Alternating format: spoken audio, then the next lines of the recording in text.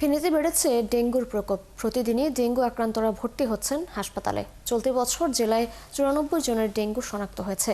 তবে চিকিৎসকরা যেটি বলছেন, আতঙ্কিত না হয়ে সচেতন হতে হবে।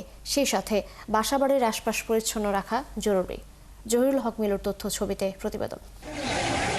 গেল 24 ঘন্টায় ফেনীতে 51 জনের নমুনা পরীক্ষা করে 3 জনের ডেঙ্গু শনাক্ত হয়েছে। আর এই 3 জনই ভর্তি আছেন হাসপাতালে। এ নিয়ে চলতি মাসে জেলায় মোট 14 জনের ডেঙ্গু শনাক্ত হলো।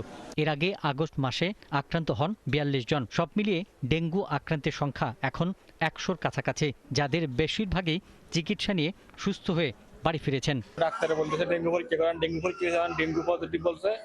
তো এখানে ভর্তি হইতে বলছে, এখানে ভর্তি হয়েছে কালকে। আসার পরে রাত্রে মনে হয় ভর্তি করছে, করার পরে এখনো বড় ডাক্তার আসে নাই। আগামীকালকে 9টা আসবে বলছে, আর রোগীটাকে 6 তলায় ভর্তি দিচ্ছে। ফেনীর 250 শয্যা জেনারেল হাসপাতালে চলছে ডেঙ্গু রোগীদের চিকিৎসা। কিন্তু ডেঙ্গু ওয়ার্ড স্থাপনের সাইনবোর্ডে লাগানো হলেও বাস্তবে এর কোনো কার্যক্রম নেই। সাধারণ রোগীদের সাথেই চিকিৎসা নিচ্ছেন ডেঙ্গু রোগীরা।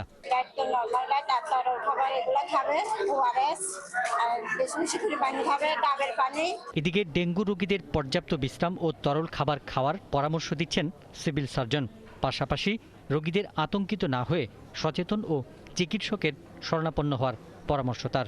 আমরা উপজেলার সময় আমরা নিশ্চিত করেছি যে যেন ডেঙ্গুর ইউনিট বেডগুলো আলাদা ডেডিকেটেড বেড যেন থাকে, এবং একই সাথে যেন মশারির ভিতরে এই রোগীদের যদি ভর্তি হয়ে থাকে তাহলে চিকিৎসা নিশ্চিত করা হয়। আমাদের পর্যাপ্ত ডেঙ্গু কিট আছে প্রতিটা উপজেলা এবং সদর হাসপাতালে। আমরা ডেঙ্গুদের শনাক্ত করতে আমাদের কোনো সমস্যা নেই। ফেনী জেলায় ডেঙ্গু পরীক্ষার জন্য বর্তমানে মজুদ আছে 4039টি কিট। ডেঙ্গু পরীক্ষায় সমস্যা না হলেও রোগীদের আলাদা ওয়ার্ড না থাকায় আতঙ্কে সাধারণ মানুষ। পিন্টু হাজং, 71।